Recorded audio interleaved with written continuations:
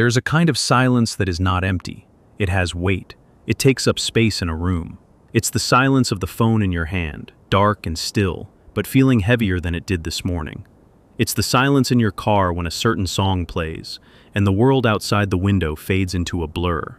It is his silence, and it has become louder than any words he ever spoke.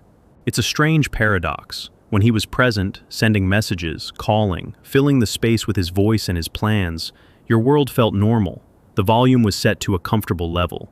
But now, in his absence, a different sound has taken over. A high-frequency hum of questions, a deep bass note of anxiety. His distance is not an absence of signal, it is a signal in itself, and your entire nervous system is trying to decode it. You tell yourself the logical stories. He's busy. He's stressed with work. He's not a big communicator. He needs space. Your friends offer the same reasonable explanations, patting your hand, telling you not to overthink it. But your body knows better. Your body doesn't listen to logic. It listens to energy. And the energy of his withdrawal is shouting. It shouts in the moments just before you fall asleep, when your mind replays the last conversation, searching for a clue you might have missed. It shouts when you see a couple laughing on the street, and a pang of something sharp and cold hits your chest. You are not just missing him, you are interpreting him. His silence has become a vast, blank screen, and you are projecting 1,000 different movies onto it. In one, he is tormented, missing you desperately, but too proud or afraid to reach out. In another, he has moved on without a second thought, and you are just a ghost in his memory. You switch between these films, and each one leaves you feeling more exhausted, more hollowed out. This is the central agony, the not knowing. But it's more than that. It's the feeling that the silence itself is an active force, a thing he is doing to you. And the more you try to ignore it, the louder it gets. You decide not to check your phone, and the urge becomes a physical craving. You decide to go out and have fun, and his absence comes with you, an invisible guest at the table. Why? Why does his distance have this much power? Why does it feel less like an ending and more like a question that demands an answer? The surface-level answer is that you care for him, and you want to know if he cares for you. But this is only the beginning of the story. The intensity of your reaction, the way his silence can hijack your entire emotional state, points to something much deeper. It's not just about him, it's about what his behavior has awakened in you. This is not a simple case of unrequited affection. This is the activation of a powerful, unconscious psychological structure. From a Jungian perspective, you are in the grip of a complex. A complex, in the world of Carl Jung, is not a flaw or a weakness. It is a core pattern in the psyche, a cluster of memories, emotions, and beliefs that have been bound together by a powerful energetic charge. Think of it like a magnet hidden beneath the surface of your conscious mind. You may not see the magnet itself, but you see its effects. It pulls certain experiences, certain people, certain dynamics toward you, again and again. It has its own gravity. And when a situation in the present moment resonates with the original charge of that complex, it activates. It comes alive. His distance, his emotional unavailability, his silence, these are not just his actions. They are the key that has fit perfectly into the lock of an old, familiar door inside you. A door you may not have even known was there. And behind that door is a room filled with the energy of waiting. The silence feels so loud because it is echoing in a chamber that was built long ago. This is the uncomfortable truth. The power his silence has over you is not a measure of how much he loves you or how much he is thinking about you. It is a measure of the power of your own unconscious attachment complex. He is not the author of this feeling. He is merely the actor who has walked onto the stage and started playing a role you unconsciously wrote for him. To understand this is to begin the process of taking your power back. It's to shift the question from the maddening, unanswerable, "What is he thinking?" to the profound, life-altering question, "What is this situation trying to show me about myself?" Let's imagine this complex as a room at the end of a long hallway in your psyche. For most of your life, the door to this room has been closed. You've built a life. You've had other relationships. You've become a capable, intelligent woman. You decorated the hallway, hung pictures on the walls, and mostly forgot about that room. But the door was never locked. It was just closed. Then you met him. And something about him, his charm, his intensity, His moments of deep connection followed by periods of withdrawal resonated with the forgotten energy behind that door. He didn't create the room, but he knew, on an unconscious level, where the key was. Now, he has distanced himself, and in your mind, he is standing just on the other side of that door. The door is slightly ajar. You can't see him clearly. You might hear a floorboard creak, or think you see a shadow move. The ambiguity is excruciating. You are standing in the hallway, your entire being focused on that sliver of darkness, that gap in the frame. Your life, your work, your friends, they are all down the hallway, behind you. But you can't turn around. You are fixated on the door. This is the grip of the attachment complex. It narrows your focus. It convinces you that the only thing that matters in the entire world is what is happening inside that room. The loudness of his silence is the sound of your own soul's energy pouring into that hallway, amplifying every tiny creak, every imagined whisper from behind the door. Where did this room come from? For many women, this particular complex has its roots in the relationship with the first masculine figure in her life, typically the father. This isn't about blame, it's about psychological inheritance. If a father was physically present but emotionally distant, if he was loving but inconsistent, if his approval was something to be earned but never fully secured, a pattern is set. The young girl learns a fundamental, unconscious equation. Love from the masculine is something that is powerful but not quite present. It is something you must wait for. It is something that withdraws. Her psyche adapts. It creates a space, that room, designed to hold the energy of this longing. It becomes a part of her inner architecture, the animus, her own inner masculine principle, which is meant to develop into her source of inner authority, logic, and action, instead becomes shaped by this early experience.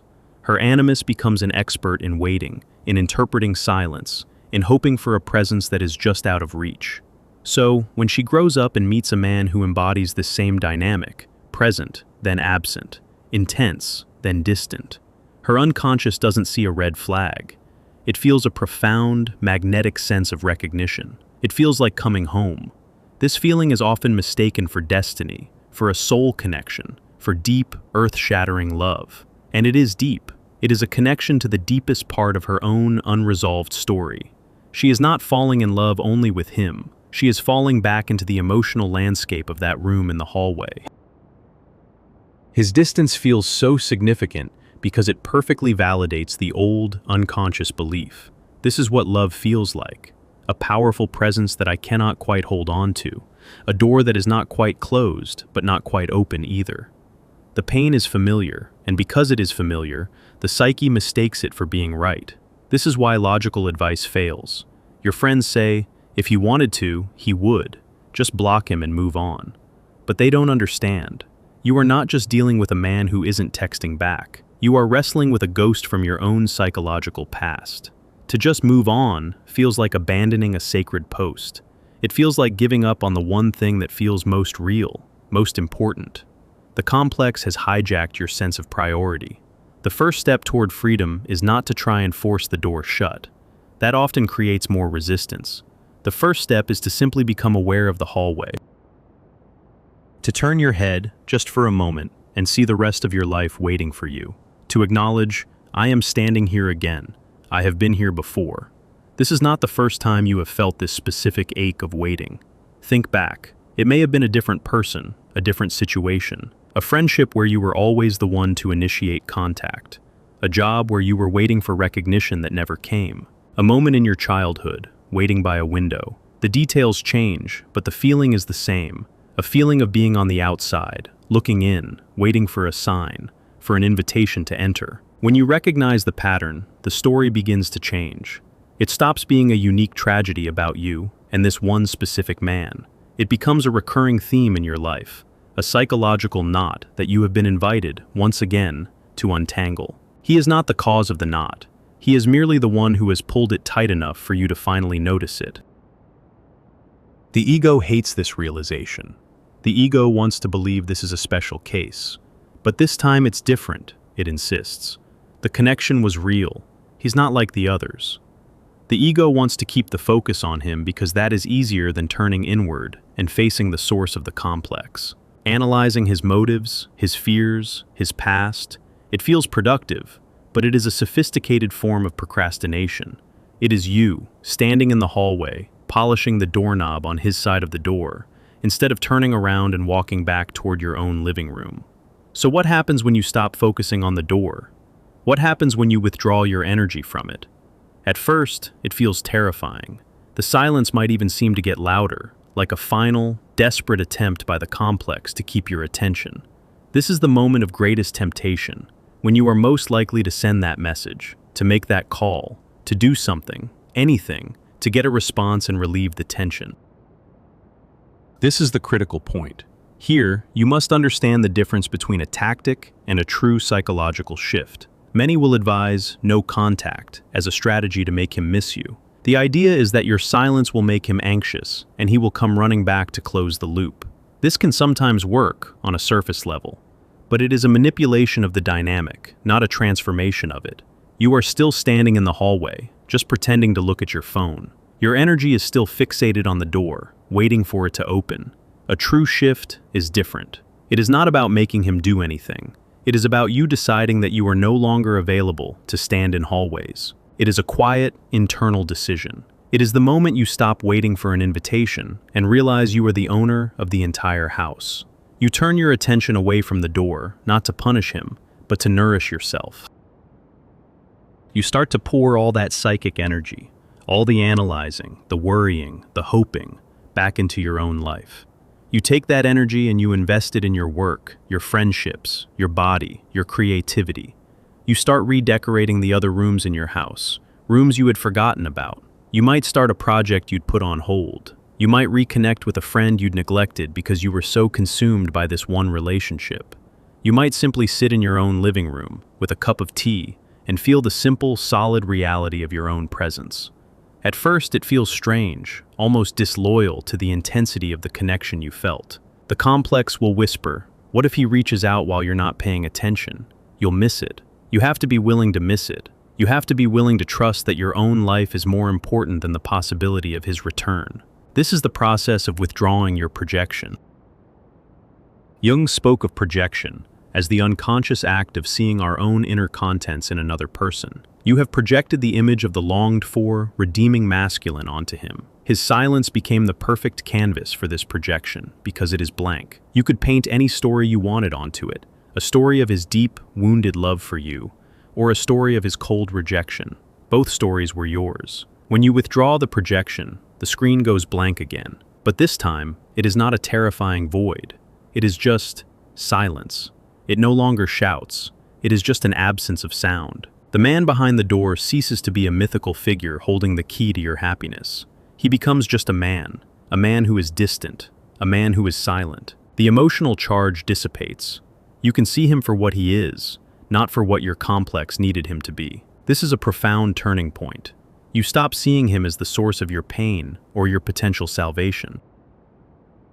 You see that the source of the pain, and therefore the source of the healing, is within you. It is the unresolved energy of your own attachment complex. And here, another layer reveals itself. What about your shadow? The shadow, in Jungian terms, is the part of ourselves that we have repressed or disowned. For the woman who is always waiting, always giving, always understanding, the shadow often contains the opposite qualities. It contains her anger, her boundaries, her right to say no, her ability to put herself first.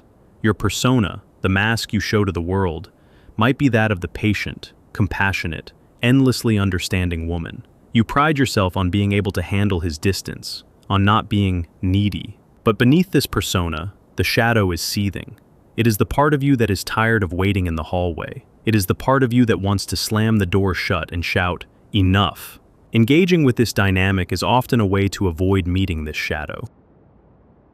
As long as you are focused on him and his mysterious motives, you don't have to feel your own legitimate anger at being left in limbo.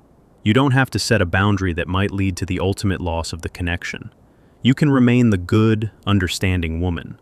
The true healing comes when you allow yourself to touch that shadow anger, not to act it out on him, but to acknowledge its existence within you, to let it speak to you. That anger is pure life force. It is the voice of your own self-preservation. It is the part of your psyche that loves you enough to be furious that you are standing in a cold hallway, waiting for crumbs of attention. When you integrate this shadow energy, you don't become a bitter or angry person. You become whole. Your patience is now balanced with a clear boundary. Your compassion for him is now balanced with compassion for yourself. You are no longer just the understanding woman. You are a woman who understands her own worth. And from this place of wholeness, the dynamic with him is transformed, regardless of what he does. Let's say you have done this work. You have recognized the complex. You have turned your attention away from the door and back to your own life. You have started to integrate your shadow. You feel a new sense of centeredness, of peace. The silence is no longer loud. It's just quiet. What happens if he then reaches out? The message finally arrives. Hey, been thinking about you. The woman who is still in the grip of the complex feels a jolt of ecstatic relief. The drug has arrived. The validation is here. She immediately drops everything. Her energy floods back toward him, and the cycle begins anew. But the woman who has done the inner work feels something different. She sees the message, and there is no jolt. There might be a flicker of warmth or curiosity, but the frantic, desperate energy is gone. She does not feel that her life has just been saved. She feels calm. She looks at the message, and she sees it for what it is, a simple communication from another person. It does not hold the weight of her entire self-worth. She can choose how and when to respond, from a place of sovereignty, not from a place of desperate need. If she chooses to engage, she does so from a new foundation. She is no longer standing in the hallway. She is in her own living room. He is the one at the door now, and he will sense this shift immediately. He will sense that he is no longer meeting the woman who waits, but a woman who lives. He is meeting a woman whose center of gravity is firmly within herself. This is terrifying for a man who is unconsciously drawn to the power dynamic of being the one who is waited for. He may retreat again, permanently this time, because the game is over. The dynamic that fed his ego and soothed his own fear of intimacy is no longer available. Or he may be intrigued. He may be challenged. He may see, for the first time, not a projection of his own needs or her needs, but a real, whole woman. And this may invite him to show up in a real, whole way. But here's the most important part. By the time you reach this point, which of these outcomes occurs will no longer feel like a matter of life and death.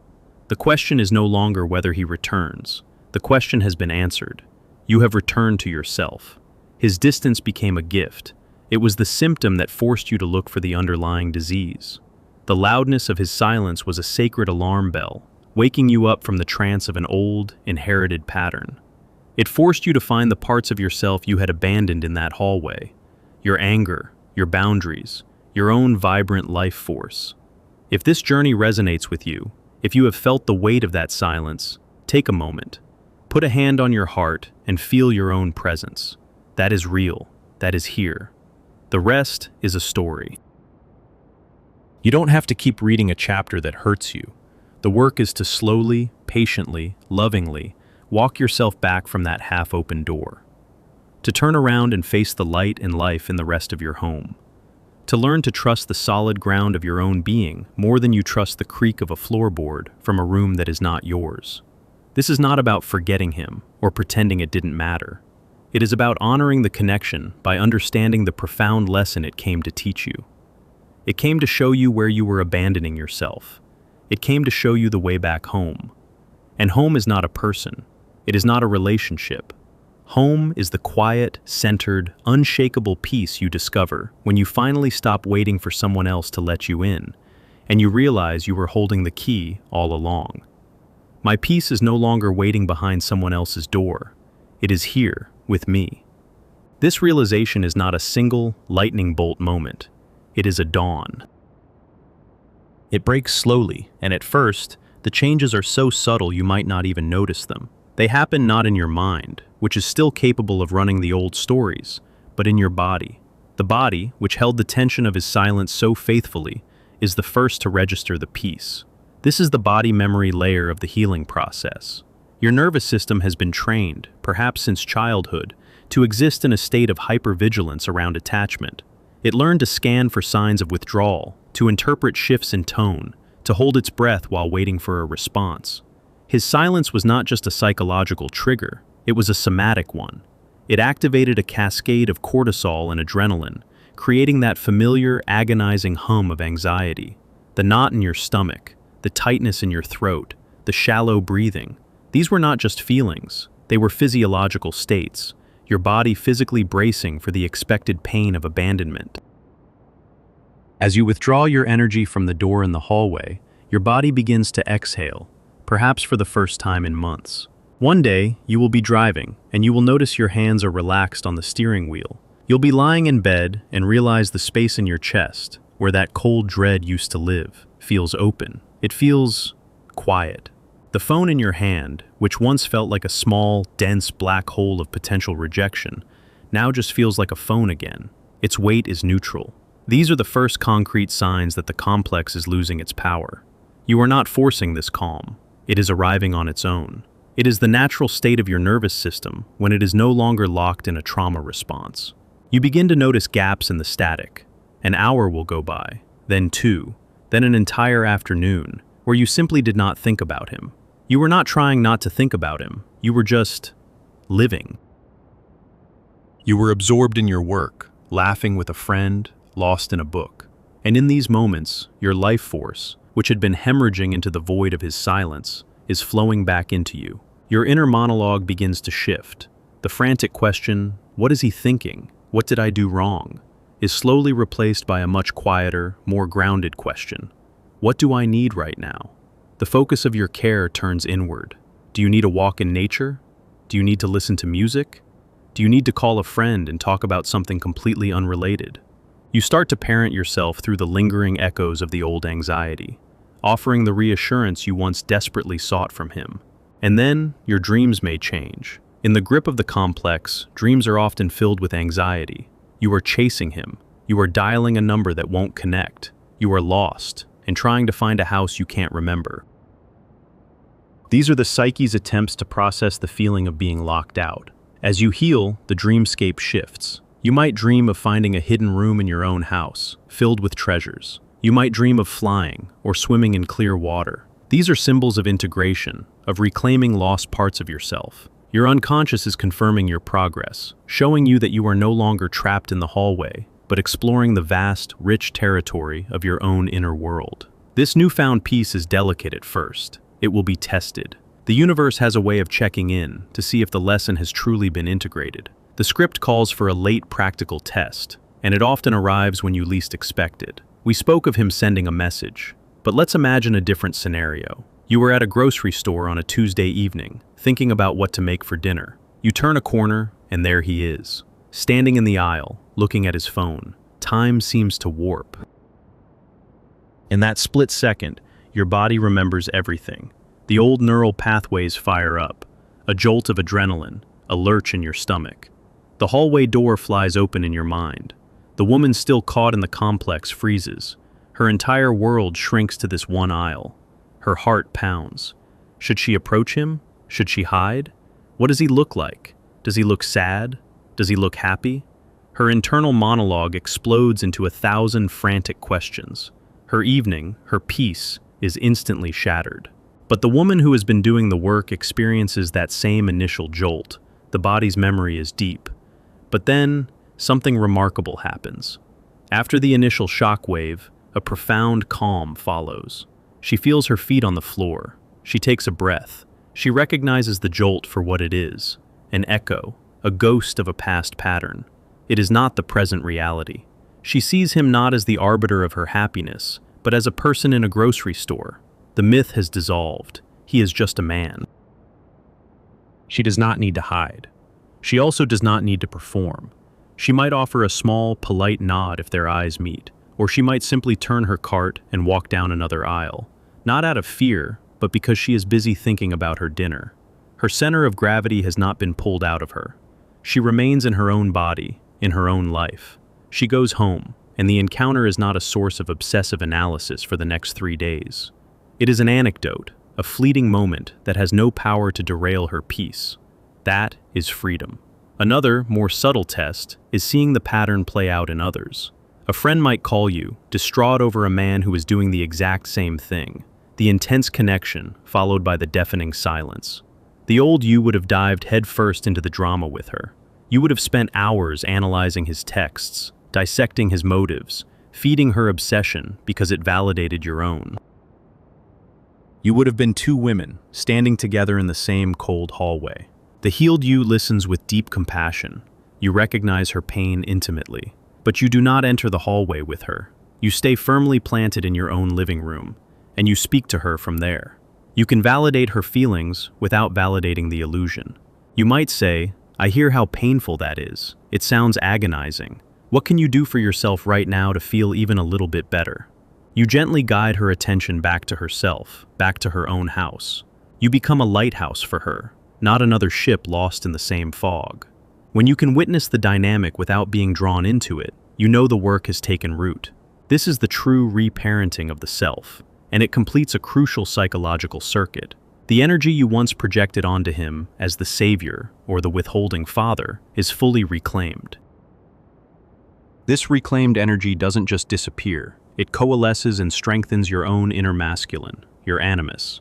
The animus, which was once a ghost haunting that hallway, waiting for a sign, now comes inside. It becomes your inner pillar of strength. It is the part of you that can think logically under emotional pressure. It is the part of you that takes decisive action in your own best interest. It is the voice that says, "I am worthy of consistency and clarity," and believes it. It becomes your inner partner, a source of unwavering support. You no longer need a man to provide that structure, because you have cultivated it within yourself. And so, you walk out of the house entirely. You leave the hallway, the closed doors, the waiting games behind. You step out into the garden of your own life. Some parts of it may have been neglected while you were standing watch, and they need tending. But the sun is out. The air is fresh. There is so much space to grow. This journey, sparked by the pain of his silence, was never really about him. It was a sacred, and often brutal, invitation to come home to yourself. It was the call to excavate your own foundations, to meet your own shadows, and to rebuild your house on the bedrock of self-love, not on the shifting sands of external validation. The silence that once felt like a punishment has become a space for your own soul to finally speak, and you are finally quiet enough to hear it. It doesn't shout. It whispers, and it says, simply, "Welcome home." You have arrived, not to a destination, but to a new way of being, present, whole, and magnificently, peacefully free.